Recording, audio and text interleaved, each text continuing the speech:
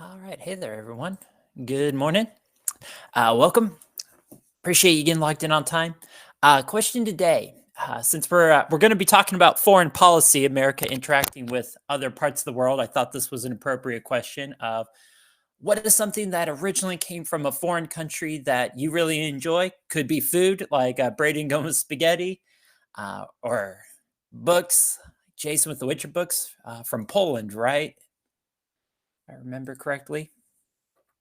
Good, good. I air with K dramas. Excellent, excellent. Um, Anime for Noah. It's a good one, popular one. Um, Personally, there are a lot of movies from Korea that I've really appreciated over the years. They've really been putting out interesting movies over the past couple years. So that would be my answer. You can go with just food in general. I can't disagree. Yeah, lot of delicious food that comes from other parts of the world. Um, so good answers. Feel free to share any other picks, but let me go ahead and click over to the vocab slide so people can start jotting that down.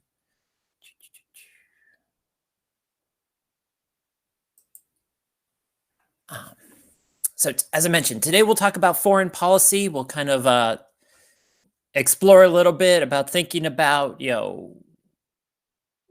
how and why America goes about in, determining in its interactions in other parts of the world.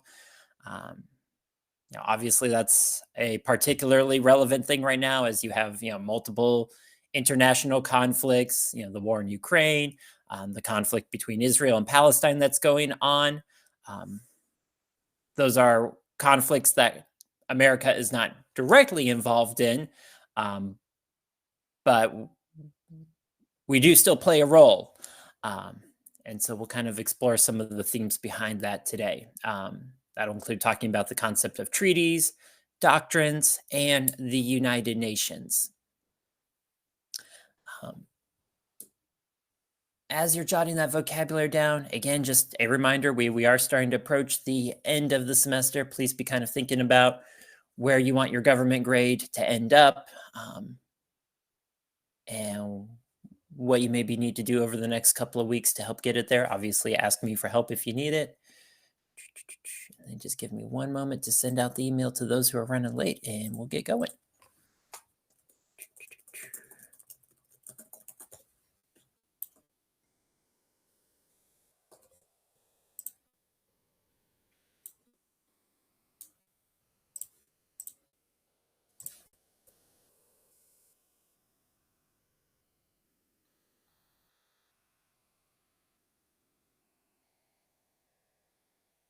All right.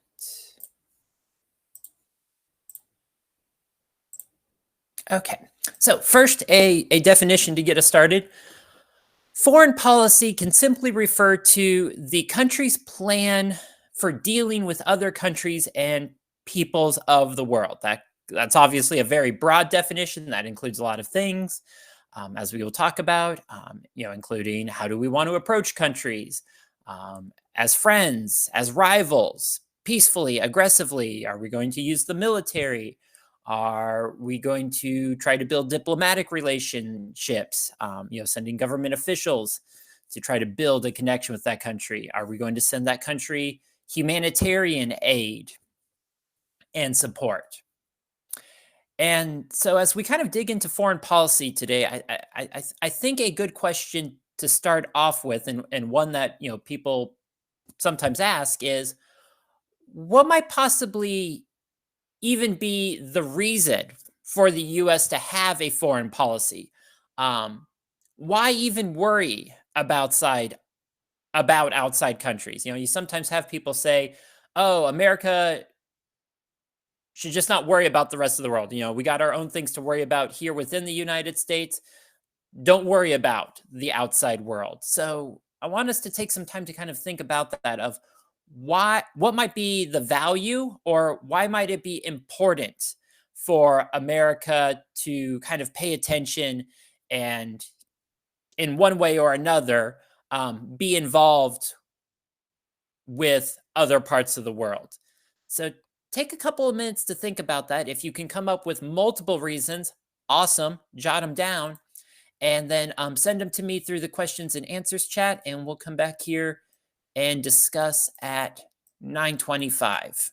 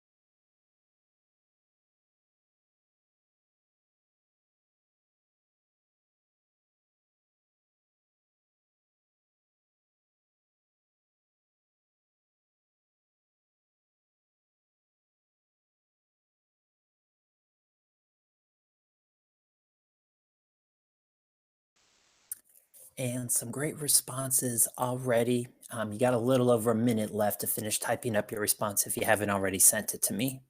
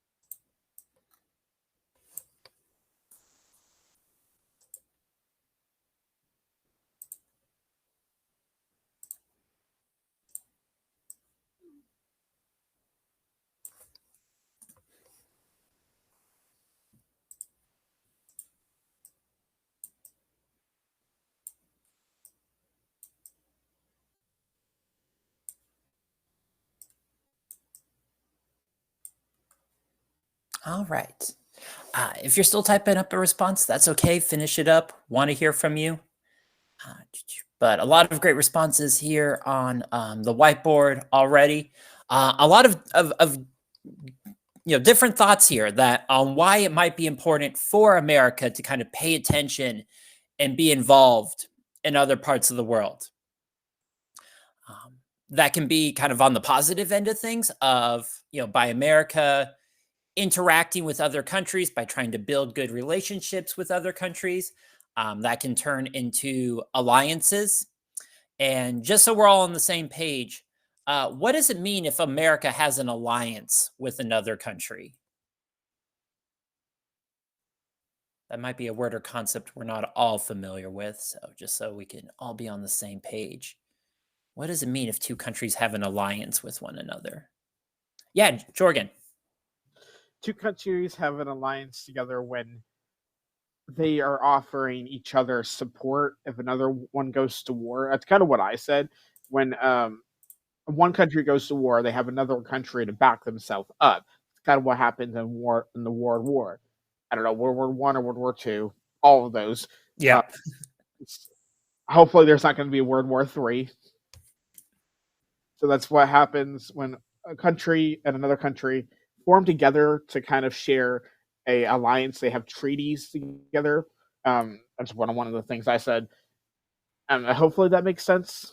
Yeah, absolutely. So yeah, if two or more countries have a military alliance with one another, they're basically saying, "Hey, we're going to be on the same team if a war breaks out. If someone attacks you, you're not going to be alone. We'll have your back." So obviously that can be helpful for a country that, if America ever does get attacked by a foreign country, we're not going to be in that fight alone. We have a lot of allies throughout the world who have agreed, we will come to each other's defense, which arguably also helps prevent wars because if one country is perhaps thinking about, attacking the United States or some other country, they have to consider, oh, not only am I picking a fight with that one country, I'm also going to be picking a fight with all their allies. I don't know if I can, if we can really handle, fighting all of those allies. So maybe we won't attack them. So there is an argument that the building of alliances can help prevent wars because countries don't really want to pick a fight against half the planet. This comment also talking about how it might economically help us, that by building good relationships with other countries, that can open up trade deals with those countries, makes it easier for American companies and American products to then be sold in other parts of the world, which ultimately helps grow our economy, helps support more jobs in the United States. And of course, then that's a two-way street. Also then means we get to enjoy products from other parts of the world. A lot of the things you guys were mentioning at the start of class, are things that we have available because we have good trade relationships with other parts of the world. If, for example, our trade relationship with Japan were to, for some reason, like lock down, it might be a lot harder to, get access to something like anime here in the United States because those Japanese products would no longer be, sold or brought into the United States.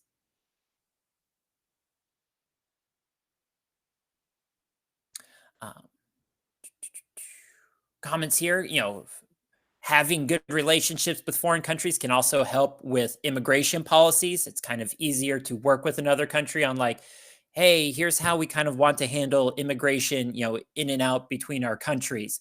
That's easier to kind of set that up and have cooperation in place if, we have a good relationship with that country. If we've kind of just been ignoring that country and then all of a sudden, want to try to have, a change to our immigration policy, that country may be like, well, who are you? You haven't been talking to us for years.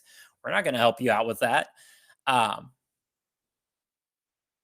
multiple people kind of mentioning, the concern of war. That, yeah, one, if a war breaks out, again, you kind of want to have countries on your side. But two, an argument that, by paying more attention to what's going on in the rest of the world, um, America can perhaps help avoid uh, wars from developing, or influence, the direction that a war goes in. I think a good example currently is with the conflict in Ukraine, where you have Russia as the aggressor that invaded and is trying to take Ukraine over. Um, and hey, Cadence, thanks for letting me know. Do the best you can. Recording will be up later today. So, the United States has had a long history of viewing Russia as a rival country, a country that we really don't want to see growing in power and influence, because we're not confident that they would use that power and influence in a positive way. So we really don't want to see Russia taking over Ukraine, because that's going to increase the power of Russia. And the Ukrainian people don't want to be controlled by Russia, for the most part.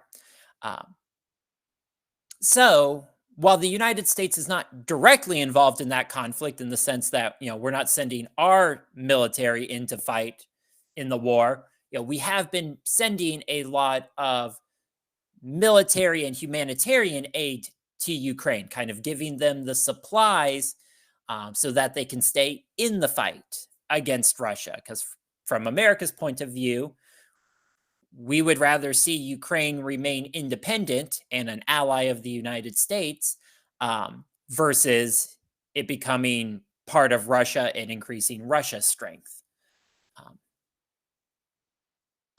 There's also this concern that if America just let Russia take over Ukraine, what kind of message might that send to other countries that are maybe thinking about taking smaller countries over? And Braden, if you want to ask me again at the end of class, I'd be happy to answer that.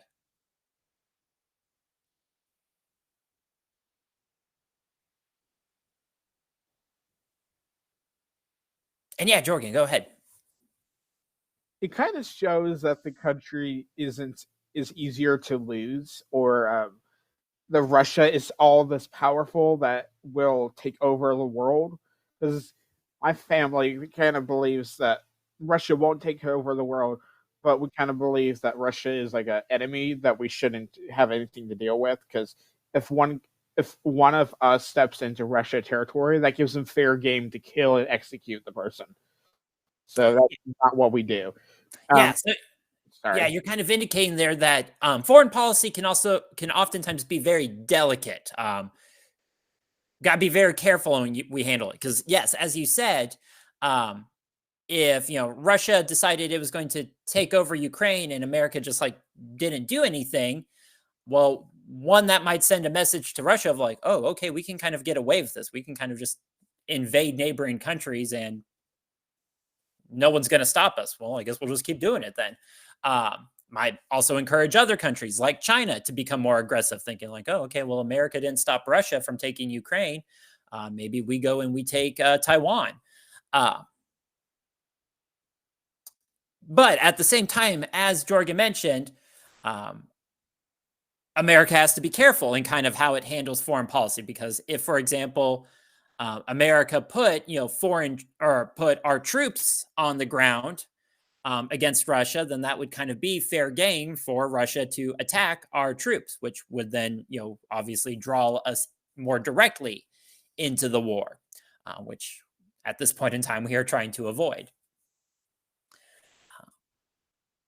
So yeah, foreign policy can be tricky of trying to figure out what is the exact response that will achieve America's goals, without having negative consequences, and that's not easy to figure out. you take any look at U.S. history, and there are plenty of times where America has made mistakes with foreign policy. But then, yeah, going on here, trade, economics again. Yep, absolutely. Kind of this idea of having a problem with a country in the past, kind of wanting to keep an eye on them. Again, that would very much apply to the situation with Russia and Ukraine today. Treaties, allies, absolutely. So I do think then this nicely ties into a couple of student questions from the start of the semester. A couple of you asking, why does the United States provide support to other countries? Because you do often hear this argument of, hey, there's plenty of challenges going on within the United States. Why do we spend tax dollars helping out other countries? And so there's a couple of things to note there. One, while yes, America does spend money providing support to other countries, whether that is in the form of military support, either providing them weapons or providing the money to buy weapons, or what we would just kind of call economic aid or humanitarian aid, kind of general funds to kind of help them build and stabilize their country.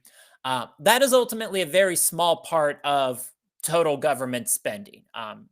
Typically, it makes up less than 1% of the federal government spending. Now, it's currently going to be a bit higher because of the war in Ukraine and now the Israeli conflict. But generally speaking, that foreign aid money tends to be a very small part of the budget. So I do think sometimes different people or media organizations over exaggerate how much money the United States sends to other parts of the world. Now it definitely looks like a lot from the average person's viewpoint. In 2021, Israel, for example, got $3.31 billion from the United States. But in terms of the overall government budget, it's a small piece of the pie.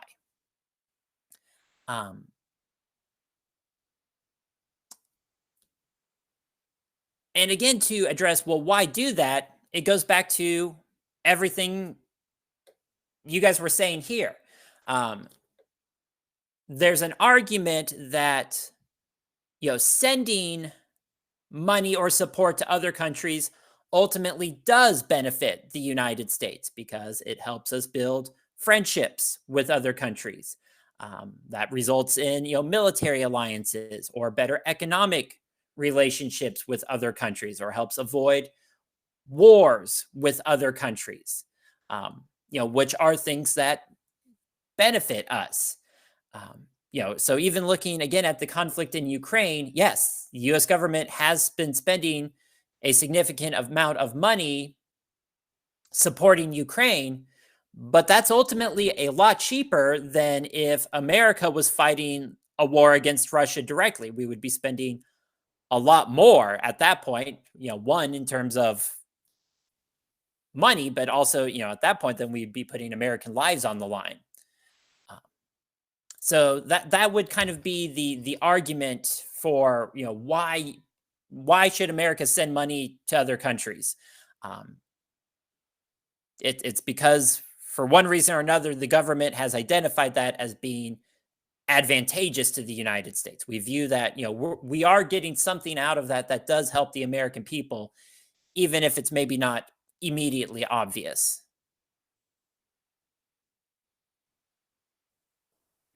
So, in talking about foreign policy, the country's plan for dealing with other countries and peoples of the world, does anyone recall from past lessons who or what in government kind of gets to take the lead when it comes to foreign policy?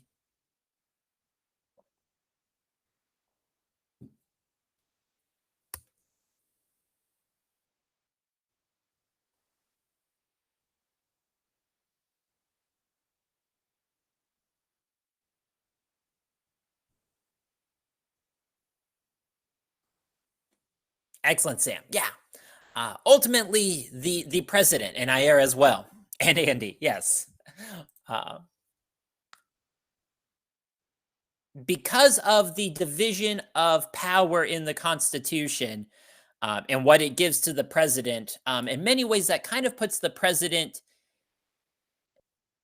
in the leadership position when it comes to foreign policy. Now, as with anything in government, no one branch of government has all the power. So Congress and the Supreme Court can also play a role, but the president definitely does get to take the lead because, going to Sam's comment, about the military, the president is the commander in chief of the military. The president gets the final say on how to deploy or use the military.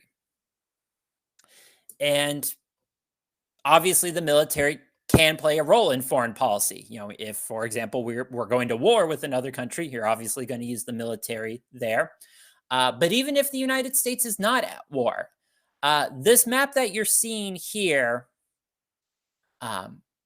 is trying to visually paint the picture of America's military presence around the world. Basically, anywhere where you see a red or yellow circle, that indicates a part of the world where the United States has a military presence, with the yellow being military bases. The larger the circle, kind of the bigger the military presence in that part of the world. And so looking at this map, what does this maybe tell us about America's military presence around the world?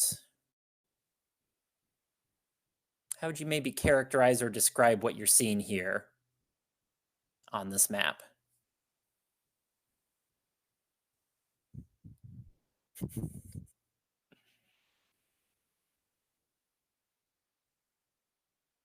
And I've figured as much, Sam.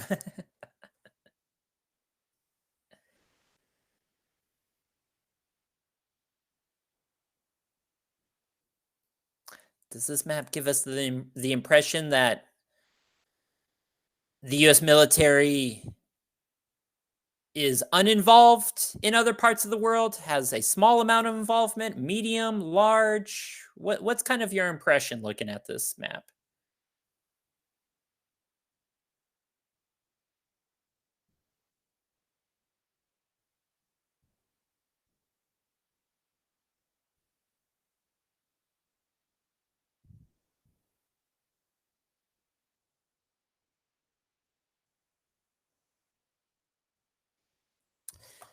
Definitely no. One area where we can clearly see the United States has a significant military presence is in Europe, specifically Western Europe. That traces its roots all the way back to World War II. A lot of Western European countries are allies with the United States. And so that includes the United States having military bases there as part of our system of alliances. And then excellent, Jason. Also, a large military presence in Japan, which again also traces its roots back to World War II.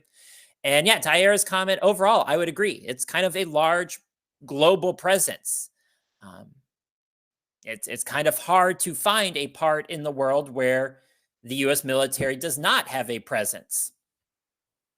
And so, what do you guys think? What might be the benefits of the U.S. military kind of having this global military presence, kind of having military bases throughout the world?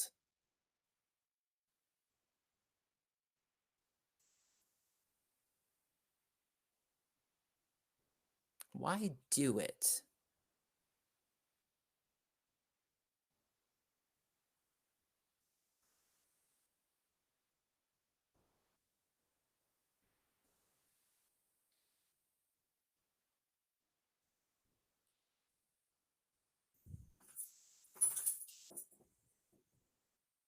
Can you explain to me your question in more detail, please? Yeah, no problem.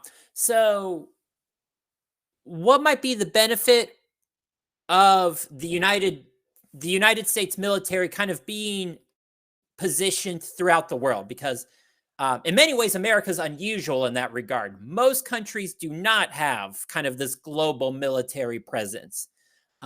So, what might be reasons why the United States does it?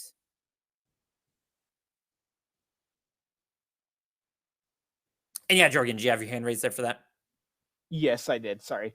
Thank you for explaining it in more detail. Sure.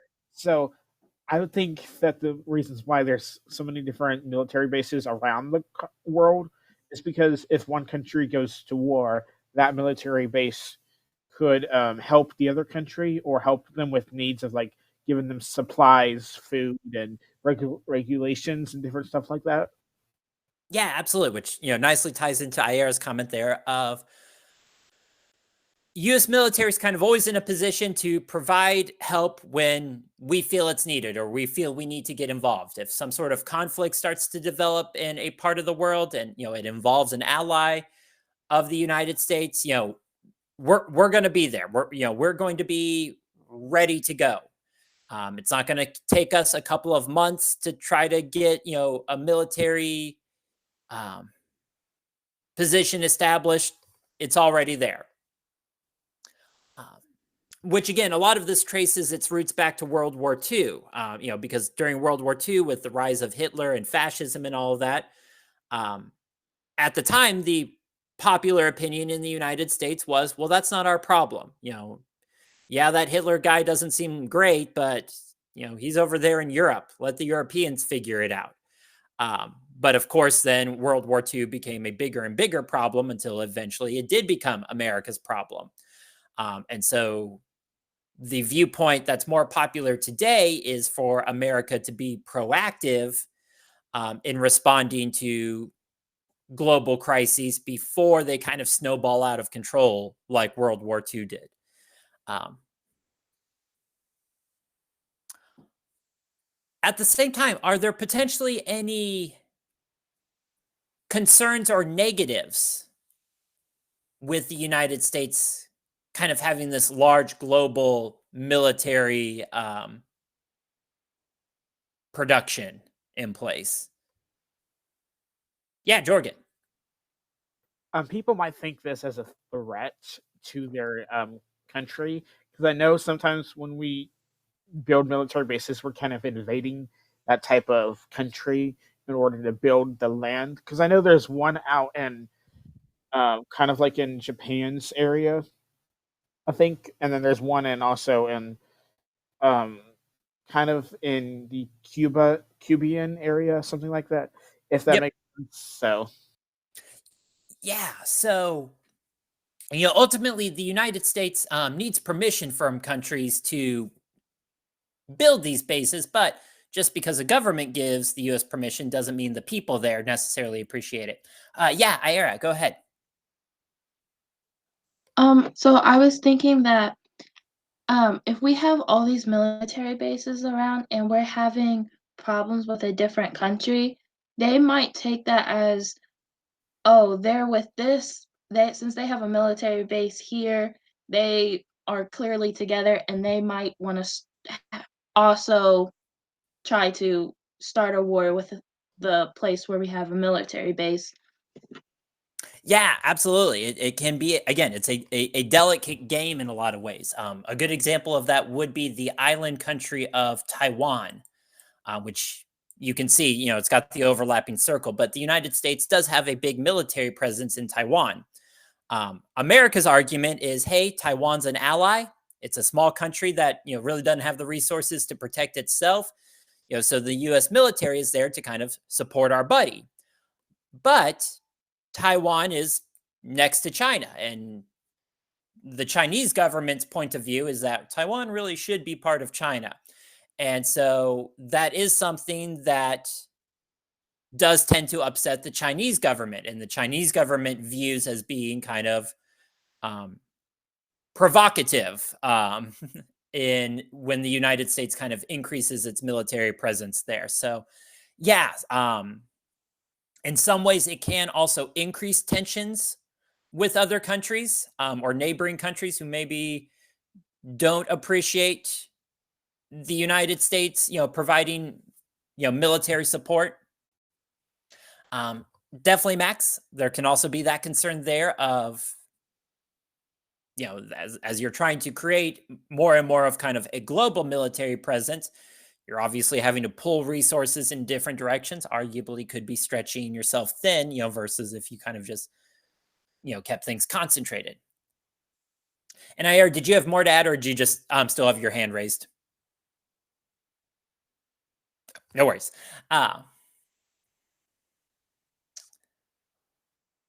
Obviously, another thing to consider is the price.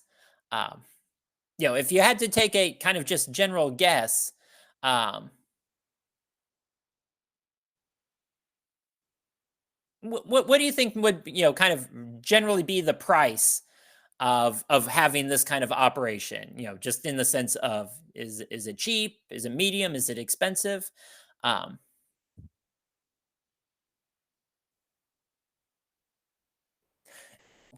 yeah, it's going to be a lot. It's very expensive, running kind of a global military presence. Um, Max, to your question, I personally have not seen any real reporting on instituting a draft. I I don't see any reason why we would need a draft at this point in time, um, especially because a draft would be extremely politically unpopular at this point in time. Uh, so I don't see the government putting it in place at this time, because it would probably guarantee that whoever made that decision would lose the next election. But yeah, ultimately, this is very expensive, having a global military presence. Um, the pie chart that you see here kind of shows how much how much different countries spend on their military. And so here you have the United States, and how would you compare America's military spending, um, compared to other countries in the world?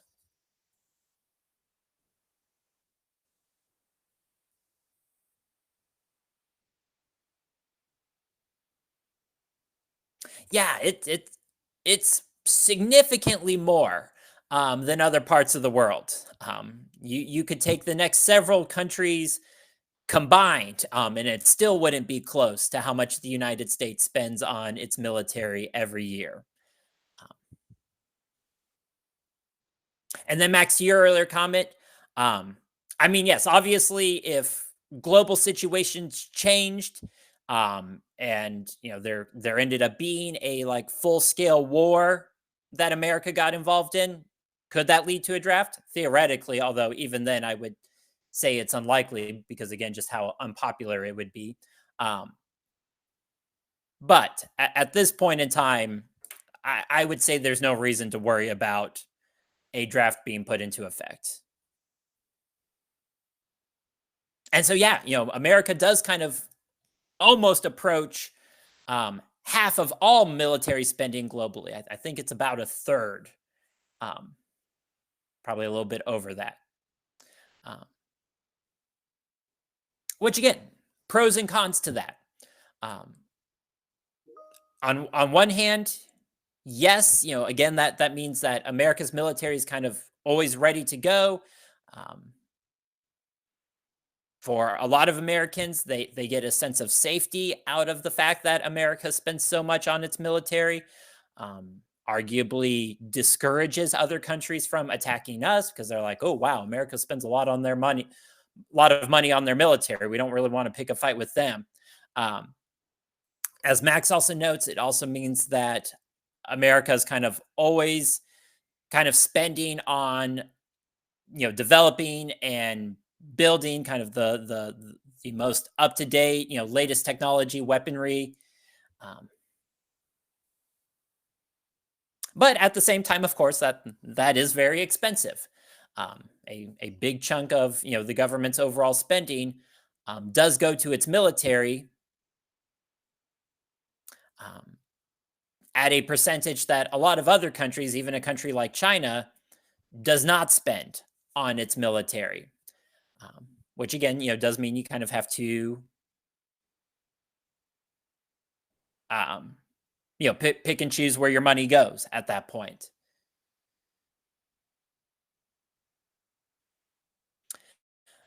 The president also takes the lead in foreign policy because the president also has treaty making powers. It is the president that has the ability to negotiate treaties, um, formal agreements with other countries.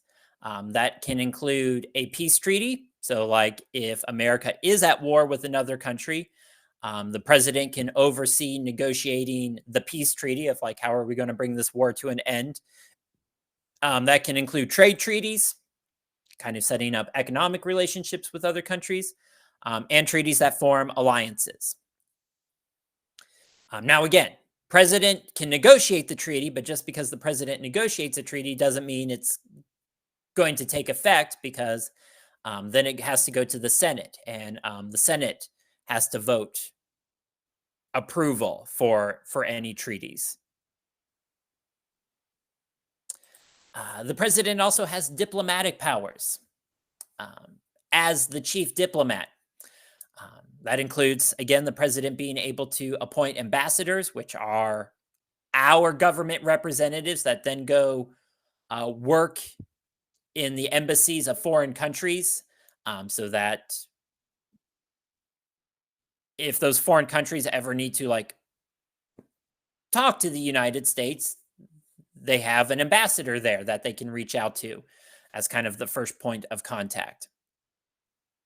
In addition to that, presidents can also establish what are called doctrines. A doctrine is not a formal law, but it is the president kind of issuing a message, kind of letting the rest of the world know, hey, here's how America's going to be handling things. Here's how we view things. So throughout U.S. history, you have a variety of doctrines. They tend to be named after the president at the time. You, for example, have the Monroe Doctrine, which was issued when James Monroe was president, which was America making a foreign policy statement saying, Europeans, stay out of North and South America. The age of American colonialism is over. The United States views it as being off limits to Europeans for conquest. And so America basically issued a warning saying if any European country tried to come back into North or South America and kind of take areas over, the United States would resist that. Or, for example, during the Cold War, we have the Truman Doctrine, when the United States was worried about the spread of communism throughout the world. President Truman issued the Truman Doctrine, which was basically a promise to countries that said, hey, if you are a country that is trying to resist communism, America will support you. We will have your back. We will provide you with support and aid to help you resist the spread of communism. Or you could have the Bush Doctrine in the aftermath of 9/11, where President Bush said, hey, if we find out a country is supporting terrorist organizations or giving money to terrorist organizations, we are going to view you as being an enemy at that point. We're not going to work with you. We're going to resist you. Potentially we might go to war with you, as in the case with Iraq at the time. There is another organization that plays a big role in foreign policy, what is known as the United Nations, which I have a quick video for you that kind of provides a quick introduction to the United Nations. So we'll watch it real fast and then kind of discuss like, okay, what is the United Nations? And that'll wrap things up for today.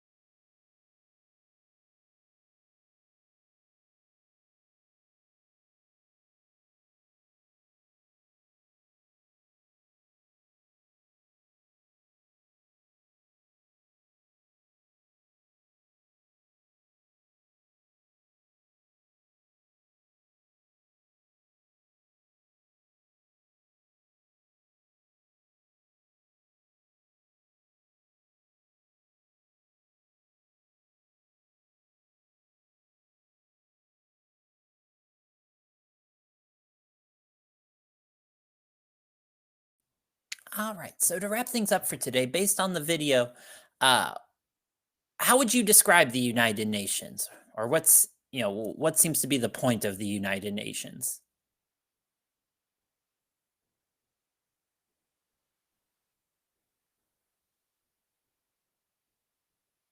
I like that, Max. Kind of a support team or a support organization um, to keep world peace. Absolutely.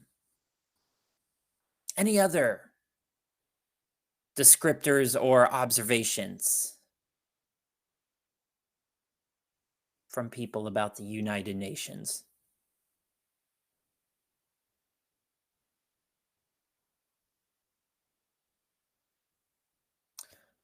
Max, for example, called it a support team. Is it just um, America's support team to try to keep peace? No, it's global. Um, Pretty much the entirety of the world is involved in the United Nations. Um, and yes, it was ultimately created in the aftermath of World War II. Again, World War II is really kind of the turning point for a lot of things with foreign policy. Um, Under this idea of, you know, would there have been a way to avoid World War II? Um, if countries had been more cooperative and diplomatic with one another, could we have avoided the war? And so that's essentially what the United Nations does, is it tries to be a peaceful avenue for countries resolving their differences versus going to war. So, Max, to your question about the poverty point, oftentimes a major reason for conflict in the world is poverty. If one country is economically struggling, their people might get desperate and decide, hey, we need to go take the resources from another country. Or if a country is really economically struggling, neighboring countries might view it as being an easy target to pick off. Um, Ultimately, economic issues were a major part of starting World War II. So that's part of the argument, is that by trying to reduce poverty in the world, that potentially would lead to less conflict in the world, and at minimum would lead to less suffering in the world. In part because a reason why a lot of other countries economically struggle today is because they were taken advantage of by stronger countries in the past. And so part of the United Nations is trying to repair, the damage that was done in different parts of the world in the past. Which, yeah, is obviously that's an uphill battle. The United Nations obviously does not have a 100% success rate. I mean, we currently have two major conflicts going on, right now. So it's by no means a perfect system, in part because it's not really legally binding. If a country decides it's just going to start ignoring the United Nations, um, there's only so much the United Nations can do to encourage that country to follow along.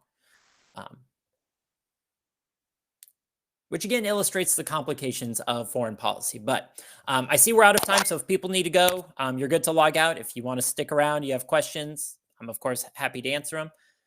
Otherwise, enjoy the rest of your day, and I'll see you back here on Monday.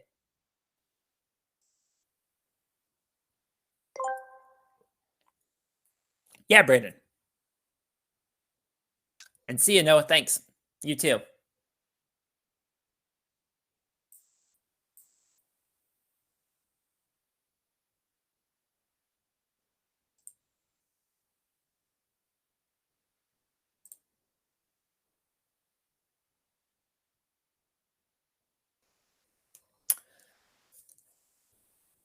Uh, I guess in terms of cooler, I maybe lean towards the Byzantines, just because um, they don't tend to get as much attention as the original Western Roman Empire does. Um,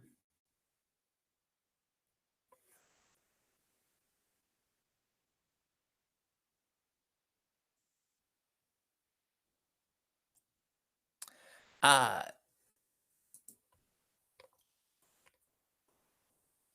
I think a big part of it is because of long-standing historical narratives about the importance of the Roman Empire. I mean, obviously, it did play an important part in history, including the establishment of the Republic and building a massive trade network throughout the world. Here in the United States, there's probably a little bit of a cultural bias.